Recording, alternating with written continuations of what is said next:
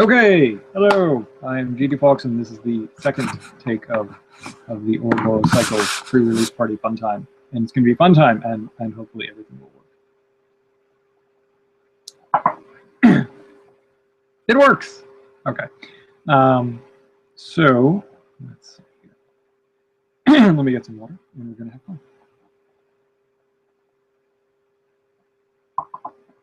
Now, first question. Is everyone able to find this again? Second question is, can you use the chat? And we will soon be answering that. And it will go from there. So, let's see. Alrighty. Anyway, so let me see where we are. So the Ouroboros cycle, book 3, A Long-Awaited Treachery, is releasing tomorrow officially on the 31st, which is very exciting.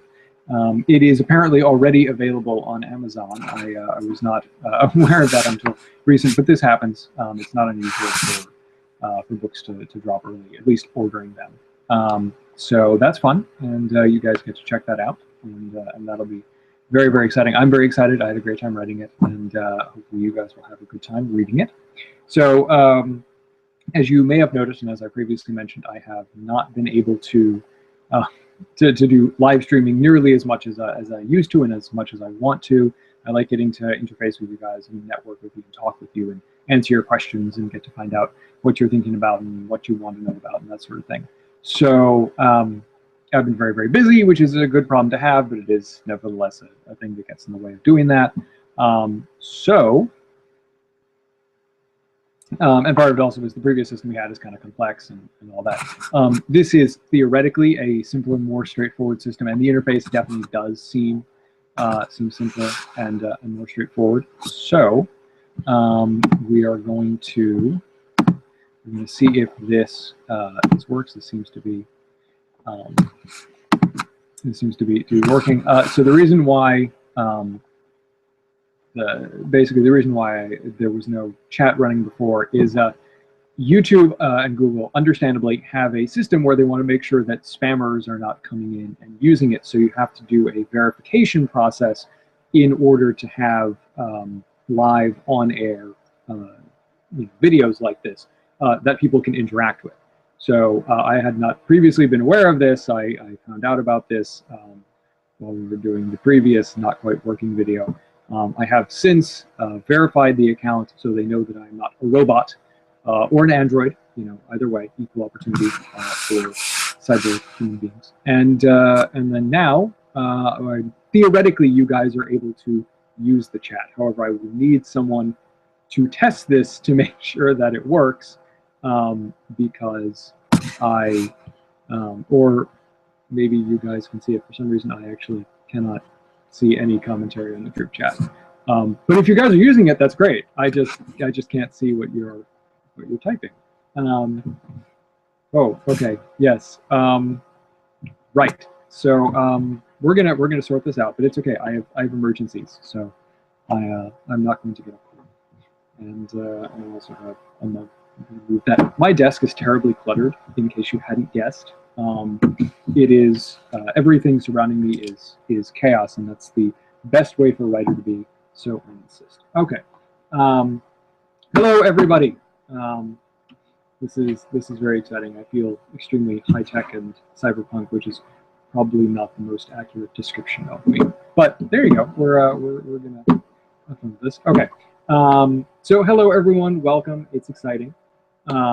So if you have questions or comments for me, we're probably going to have this be a little relatively short because this is mostly a test run, but it's also a pre-thing since the book is releasing tomorrow. So if you guys have questions or if you have comments or anything like that, do feel free to ask them, and I will answer them to the best of my ability, and otherwise I will be very energetic because I'm completely exhausted, and as people will tell you, I get more energetic as I get more tired, which is a lot of fun. So clearly I just need to not sleep ever, because that's always more exciting. And I also will drink water, and I'm a big fan of water. Possibly because I'm tired, possibly because water is amazing, and fun fact, it keeps you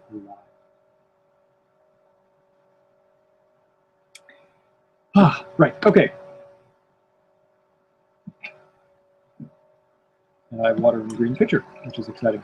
I'm very fond of the color green, in case you're wondering where. I prefer blue, wearing a blue sweater, but you may not be able to tell that because it is kind of dark. As I have said at other points in time, I do sort of need to improve my video space. It is basically either my workspace or the living room or various locations, which is great. It's just that they're not really set up and designed for the sake of good lighting, which is slightly problematic, I imagine, because it means you can't see what color my sweater is, and that is, of course, of fundamental importance to the universe at large, well, at least as far as my sweater is concerned. Because, as we all know, as far as my sweater knows, it is the single entity in existence. And I don't think we should shatter its illusions, because, that would be kind of mean. It's a sweater. Sweaters are nice, they mean and so forth. Yes. Oh, Australia jet lag? Oh my goodness. Oh yes, yes, I do remember that. That was a lot of fun. I will clearly have to have Australia jet lag. Well, it is certainly possible that I will be doing more jet lag live streams, especially come next year, because I will have to be doing a fair amount of traveling for stuff. So that's exciting. But yeah. So anyway, in the meantime, I could talk about anything and everything, including sweaters and the universe and possibly the Byzantine Empire, which incidentally is actually incorrectly named because it wasn't referred to as the Byzantine Empire until after it had collapsed in 1453. It was actually the Roman Empire. They called themselves that. Their sort of opponents in other parts of Europe derided them as the Empire of the Greeks because they were Greek and because they weren't actually capital in Rome and actually never controlled Rome. But that doesn't really matter because they controlled Constantinople, which was one of the single greatest cities in the world at that time.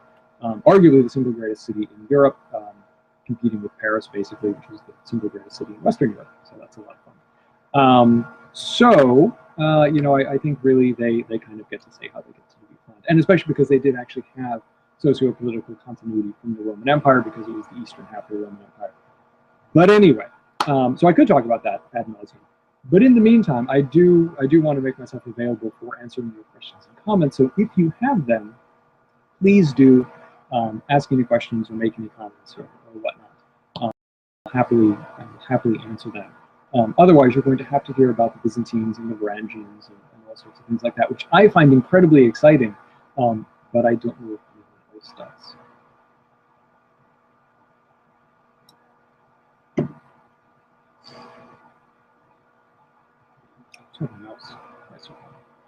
This one doesn't have a tail, so it's not the really fun type of mouse. Those are the little eat cheese and that sort of thing. But this is the utilitarian kind of mouse. It's the high-tech robot mouse. It doesn't need a tail. It also doesn't have whiskers, which I guess is slightly problematic. But what are you going to do? We define things by words, even if they don't necessarily fit the standard template. After all, a tree is a tree, but that means that it could be an oak or a willow or a beech or anything like that. So.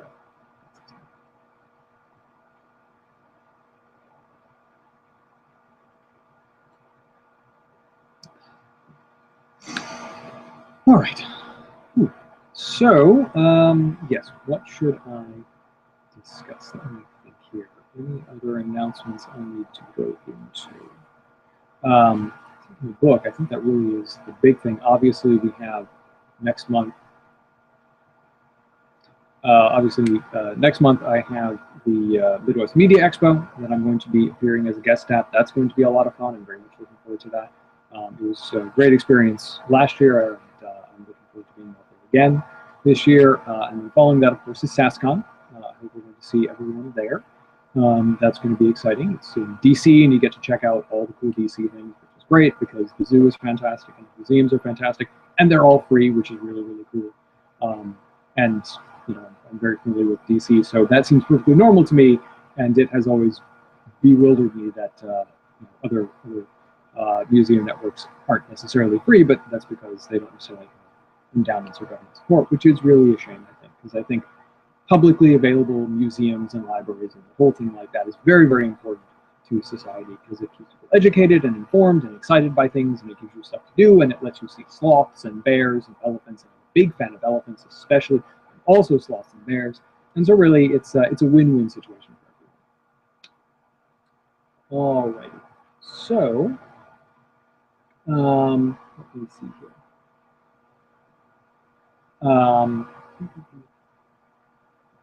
Which major holiday are you going to fear next? That's a very good question. Well, I'm actually not going to spoil that for you, but I do want to point out that there are many holidays that exist throughout the year, and all of them are potentially fair game. But I do want you to remember, do remember that Christmas is coming, and that it is the most wonderful time of year. So, it will always hold a special place in our hearts, especially when Corbinian is there, smiling and making cheeky comments. So let's see here. Yes, it is very important. We will have to steal an elephant. I am not actually admitting to planning to steal an elephant. I want to make that perfectly clear. But if an elephant does happen to come home with me, I would. Let's just put it that way. I'm very, very fond of elephants. They're marvelous creatures. And then, of course, following TASCON is the Extinction Cruise, which is going on, and that's going to be exciting. I'm going to get to wear my Panama hat and my seersucker, which I love doing because I love my Panama hat and my seersucker. But yeah. So, but anyway, yeah. But as I say, the first thing that I have next month is the Midwest Media Expo, which is I'm very much looking forward to it. It was so wonderful last year, and I'm going to have a great time, I think, this year, and hopefully I'll get to see all you guys there, or at least everyone who's going to it. Do be sure to come and say hello, because I enjoy that. I like meeting you guys. The whole point is getting to meet everyone and talk and socialize and answer your questions and talk about elephants and walruses and slugs and so forth. But at least it isn't Easter. It is very important. As you will see in the third book, why it is important that it isn't Easter.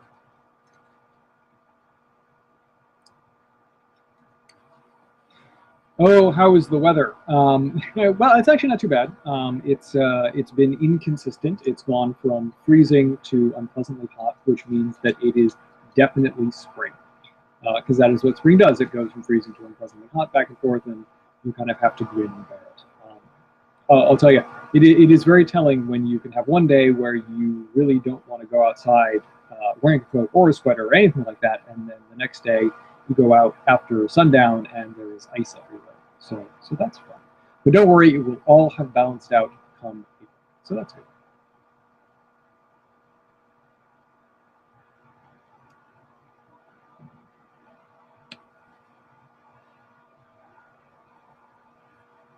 It is indeed, as they say, on, as opposed to being off.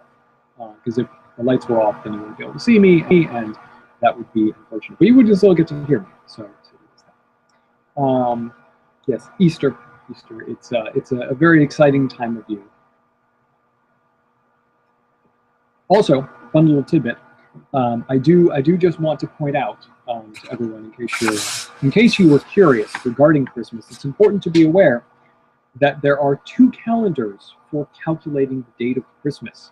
There's the Gregorian calendar, which is used in the West, and it's essentially the current calendar we have. And that's great, but the Georgian Orthodox Church actually uses an older Julian calendar, and that one actually is about just under 2 weeks, about a week and a half later than the Gregorian one. So, fun little tidbit, Christmas comes twice a year, and I do just want you guys to think about that, and to hold that happily in your hearts as you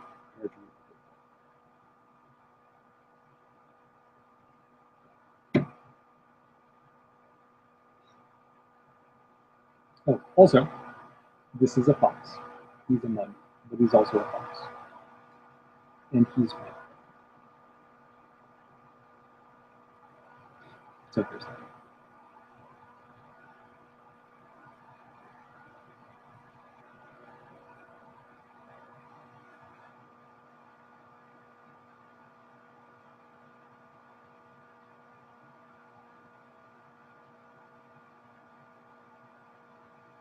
So yeah, yes, there is the much Christmas. Let me see here. But yeah, so any more questions or comments you have, I'm happy to answer them. Otherwise, we're going to keep this low key, and I'll find random things to ramble about, like the Saxons and whatnot, because that's always fun. So fun little tidbit. Obviously, the Anglo-Saxons, they take their name from the Angles and the Saxons, who are two Germanic tribes in the basically the vicinity of the southern section of the Jutland Peninsula. And fun little tidbit. So the Saxons were the ones, well, secondly, the Saxons, the Angles, and the Jutes all invaded southern England during the migration period, but the Saxons were the ones who ultimately won out, and they established the kingdoms in England. But what's especially interesting is that while they were Saxon, England is not called Saxony or Saxonia, or however you phrase it. It is called England, or Angleland, the land of the Angles, even though the predominant group that ended up being in control of it was the Saxons. And I always find that very, very interesting. And actually, names that their Celtic neighbors, the Scots, I think, if I recall, Sassanach, and that is, sort of a negative term. The Saxons are the bad ones, or the invaders, that sort of thing. So when their enemies are addressing them, they're the Saxons, but they name their own kingdom, it is the kingdom of the Angles, which is very interesting because they're all the Saxons. But that's fine. And also fun little tidbit, the name Saxon comes from a Germanic word "seax," meaning a knife or sword. And I always find that very, very interesting. So what can you say? Migration period, it was not the most peaceful time in the world, but then again, most of the world history is not the most peaceful time in the world.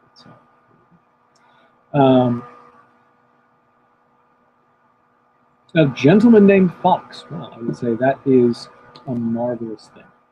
Yes, foxes and foxy pheasants are indeed the best. I am a big fan of foxes. Foxes are lovely people. Well, not necessarily people, but they're lovely animals, and so therefore we can call them people if we so choose. That is my firm belief, and I'm sticking to it. All right, let's see here. All right, foxy pheasant. Yes, they are the best. Foxy pheasants. I am giddy with anticipation and slightly frightened as well. I'm afraid it might be a fox that will jump out of a bag and maul me to death. But what a way to go! I mean, death by fox. Is there any better way to go other than death by elephant? If you or anyone you know has actually been killed by a fox or an elephant, I apologize, and it is not my intention to be insensitive. But still, epic. Alrighty. Let me see here. All right. So get some more lovely emergencies water because it is delicious, like goldfishes.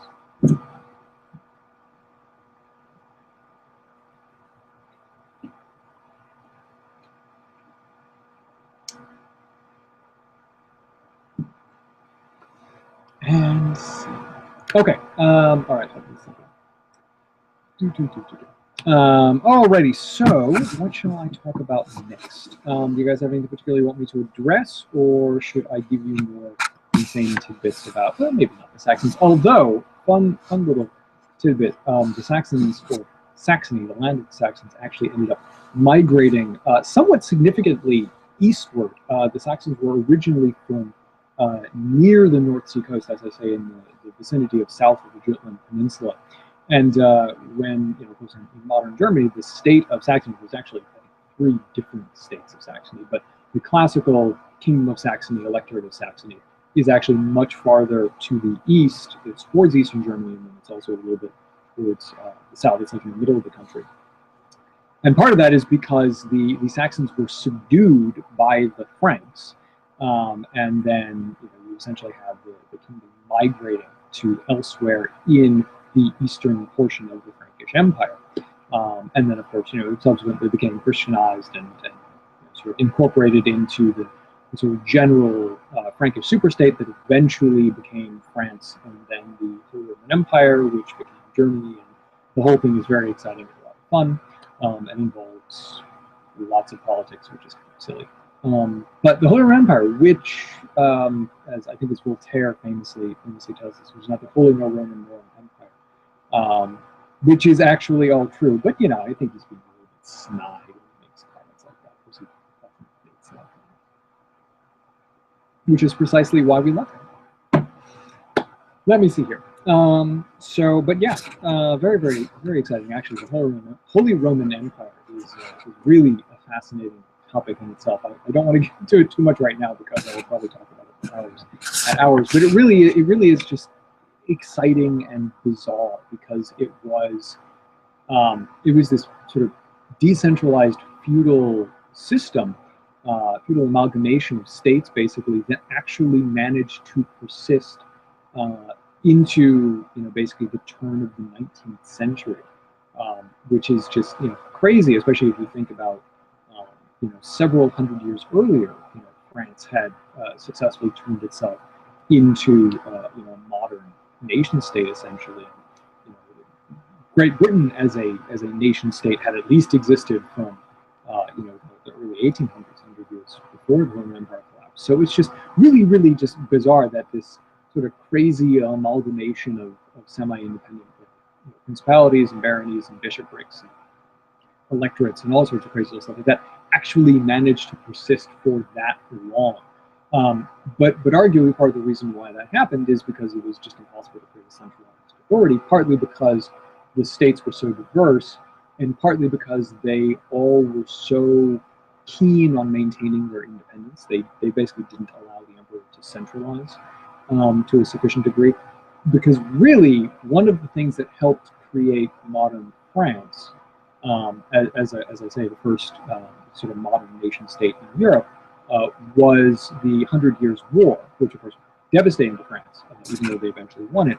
But what it did was it wiped out a huge section of the French nobility. You talk about Agincourt, I believe it was, where you have these, you know, humble English longbowmen, you know, killing off the flower of French chivalry, as they call it, basically the noble knights and gentlemen.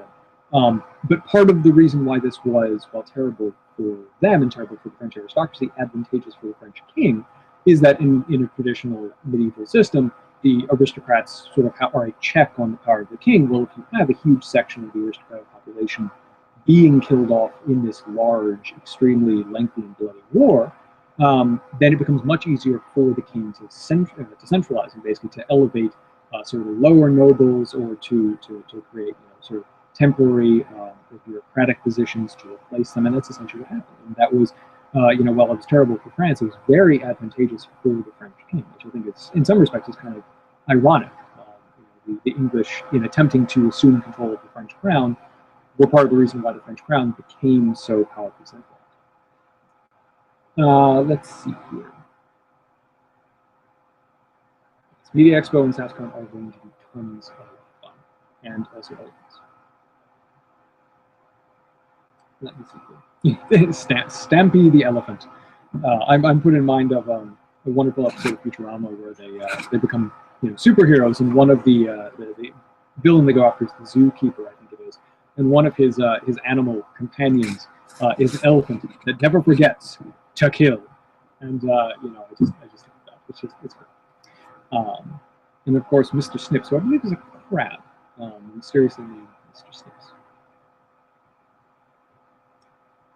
Yeah, you know, good times. I mean, it's seriously such a fantastic show. I absolutely love it. I wish that it was still on the air and whatnot. But what are you going to do? Such things do happen. It is the constant trial to find more exciting things that's there. But at least Hannibal is still with us, so that's good. Let me see here.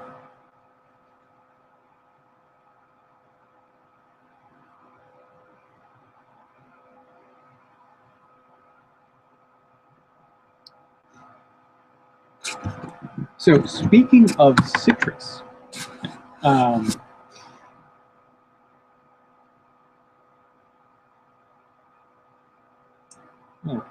well, I guess we're theoretically, I mean, we're going to do this for an hour. We sort of had a bit of a hiccup for the first half hour. We're sort of towards the end of that.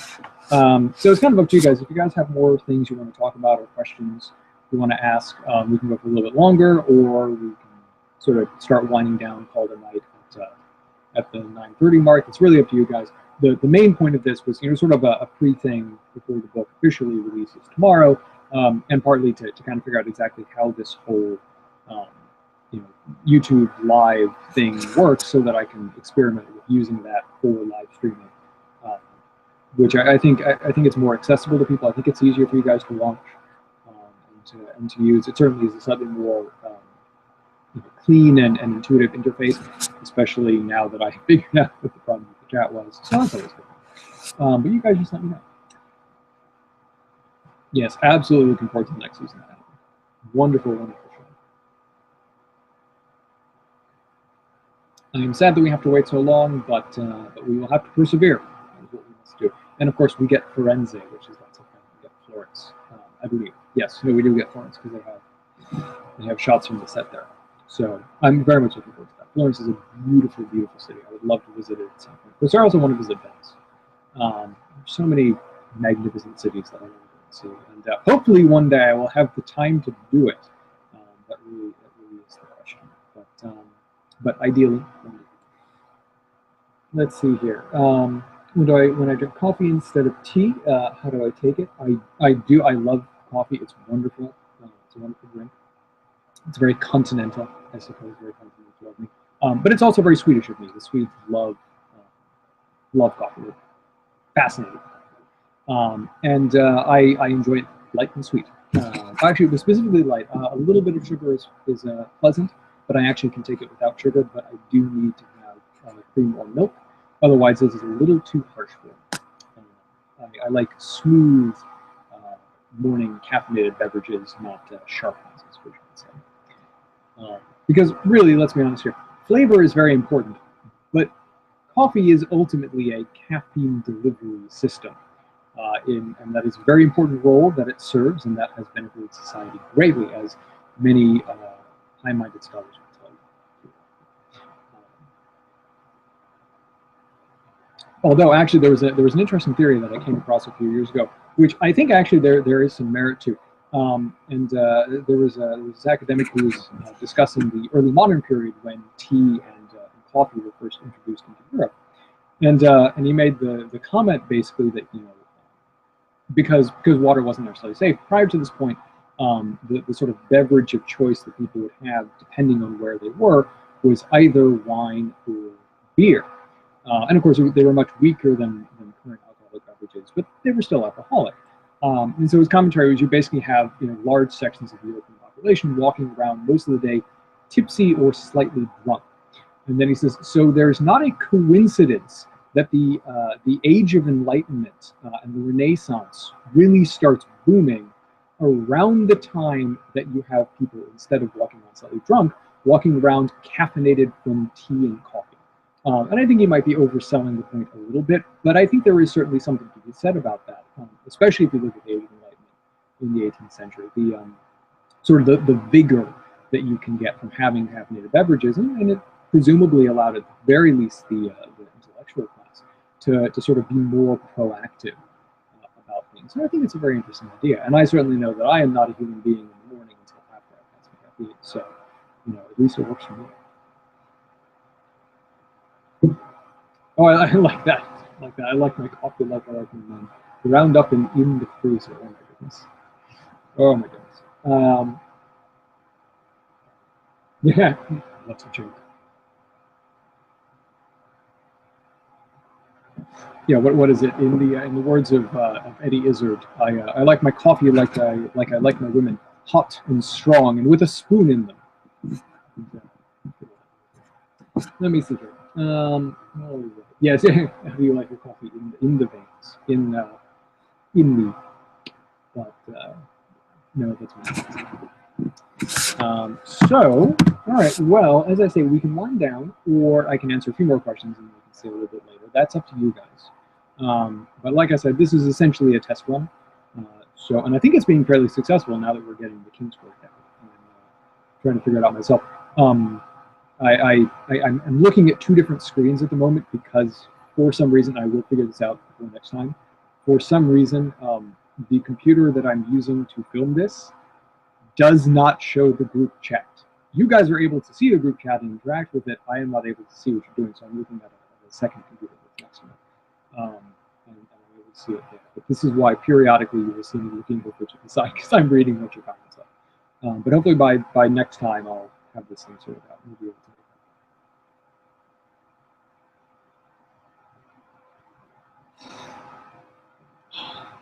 But yeah, okay. So well, I mean, well, obviously, as I say, I want to get into doing this more. Getting back into doing this regularly, like we did a year ago. So even if we do wind down early tonight, that's fine because then we'll simply schedule another time to do this. And of course, even from Saskatchewan, we can do this in person. That's also over sushi, which I can't eat, but I can eat other things. Let me see here. You have two different screens, video on one channel.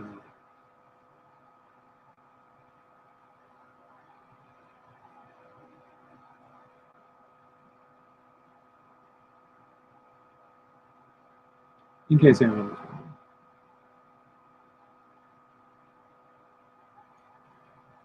Are there any books that I'm reading right now? Yes, I actually I recently got a so I recently got a 2-volume collection of the travels of Marco Polo, and what it is it is an updated compendium from the late 19th century where they have all this wonderful annotations and footnotes and contextual material that they included with it, and maps and charts, and breaking down the whole thing, and information that was we currently have at the time, and it's fantastic. And the thing that is so insane about it is, I'm a little ways into it. I haven't even gotten into actually Marco Polo's writing yet. It is talking entirely about his historical background as a Venetian, and in particular the Venetian-Genoa wars, the naval battles that they were fighting over control of trade in the Mediterranean.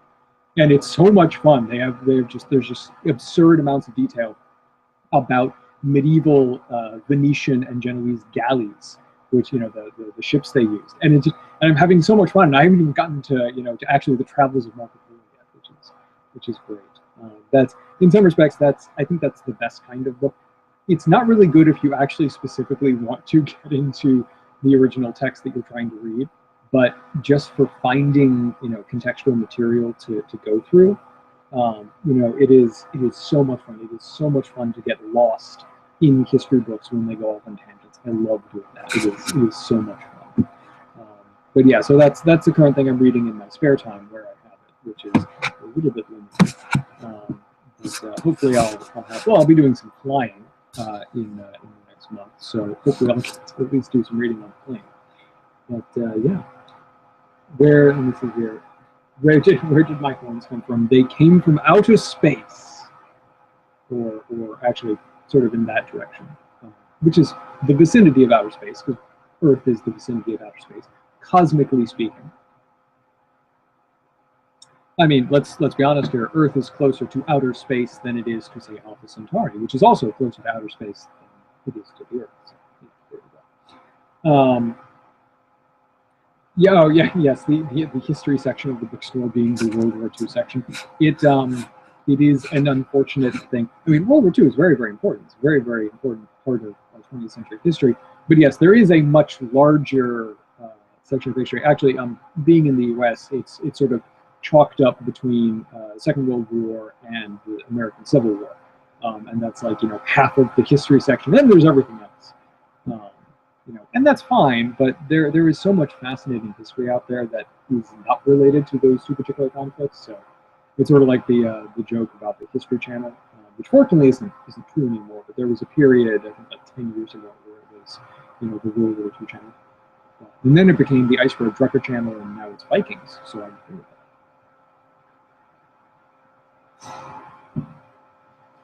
Yeah, space. No final frontier. Yeah, horns and flowers. How can you go that? But anyway, so yeah, so I think let's see here. I'm trying to remember if there's anything else that I need to go into. As I look around my horribly cluttered desk. Oh my goodness. Um, but yeah. So, any more questions, or should we call it?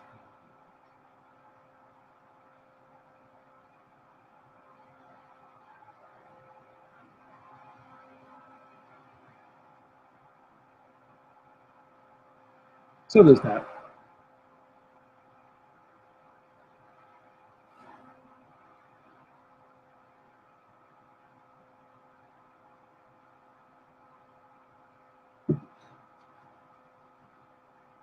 Conspiracy. Conspiracy is lots and lots of fun. I'm a big fan of that. Of course, as everyone knows, I'm a huge fan of spy fiction, so obviously conspiracies and spies and whatnot. Yeah, so good, excellent. I'm awake. I am definitely awake. I was definitely not been awake for almost 24 hours, so that's good. But it's fun. As I say, I get more energetic as I get more tired, which is slightly problematic, I suppose. Um, but at least it's fun. It's fun for me. Okay. All right. So maybe we'll take like we're almost at like 9:40, so maybe we'll do like another couple of minutes and then call it. Germany has a time machine in the Antarctic. I have no words, only joy. Um, oh, that is so marvelous. I can't even begin to explain how utterly absurd and wonderful that is. There are so many absurd and wonderful things which I just really, really adore. Seriously, conspiracy theories are the best for sheer entertainment value because they're really just so absurd and there is no logical reason to believe them, but then they kind of go onto this deranged level of fantasticness and you're sort of like, where are you coming up with this? Why do you think this? But remember, the Illuminati.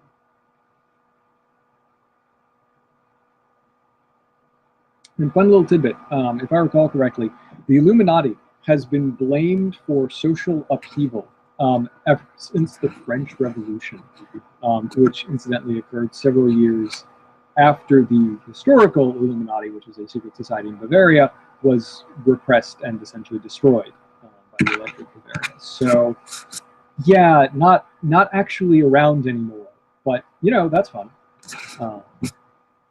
And I also love the whole thing with conspiracy theorists where they think the Illuminati are trying to control the world and create one world government, because the actual historical Illuminati, which are only around for about 9 years, I think, were anti-absolutist, and they were sort of they were very much they're very much a product of the Enlightenment. So they were basically about enlightenment and education and breaking down the power of these authoritarian governments, which were very prevalent at the time. So it is a little bit absurd to say that an anti-authoritarian secret society that was repressed because they were non-militant is militantly trying to create an authoritarian society. It's just, oh, it brings a tear of joy to my eye. It is so insane. But it's always or as we all remember, the Illuminati, or as they are known by their burlesque stage name, the Illuminati. So, um, all right.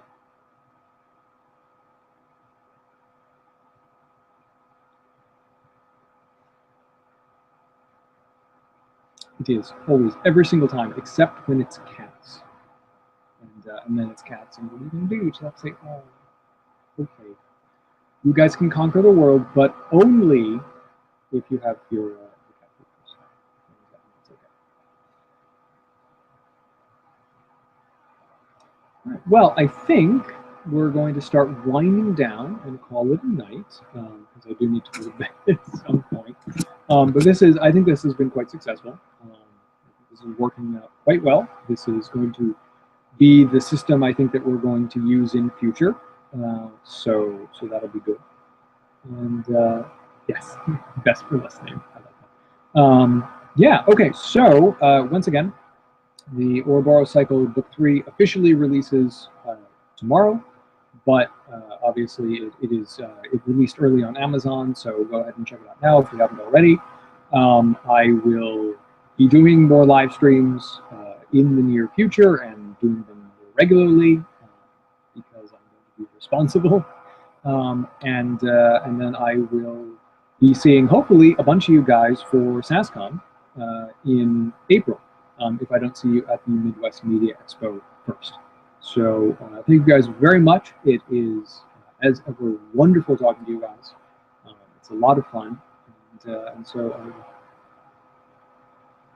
hang on a second. I'm forgetting something.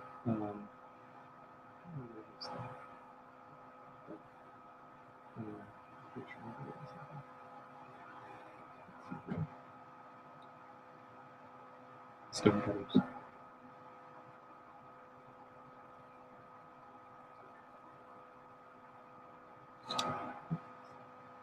Oh my goodness! Yes, the gift review.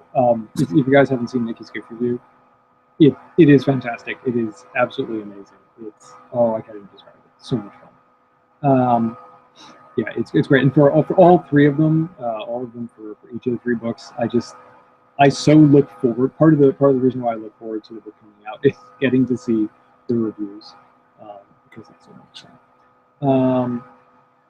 Yeah. Oh, and as a reminder, and do spread the word. This is true about anything, but obviously I'm going to make it in reference to the Ouroboros Cycle.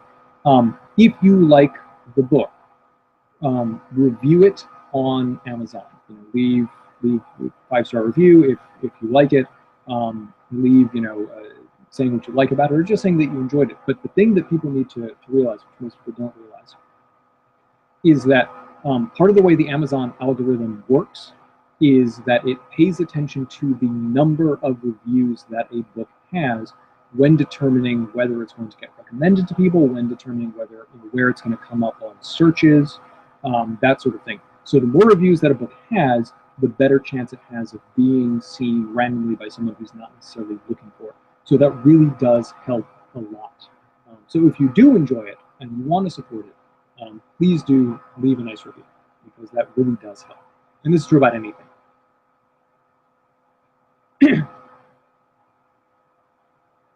As I've said before, as a general rule, anything with the arts, just being public about it, letting people know about it, leaving positive reviews, this is very, very important to keeping things going, to helping them be successful, and really helping artists in general be able to continue doing their work.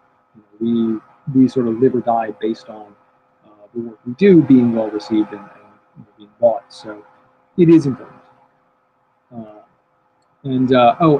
Final thing. So I think I did a comment about it a little while ago. But so I'm thinking about doing a Patreon for essentially short stories. What I would be doing is set up a Patreon. I know that it's mostly for musicians and podcasters and graphic artists, but I'm going to try it with writing and see if it works. Who knows?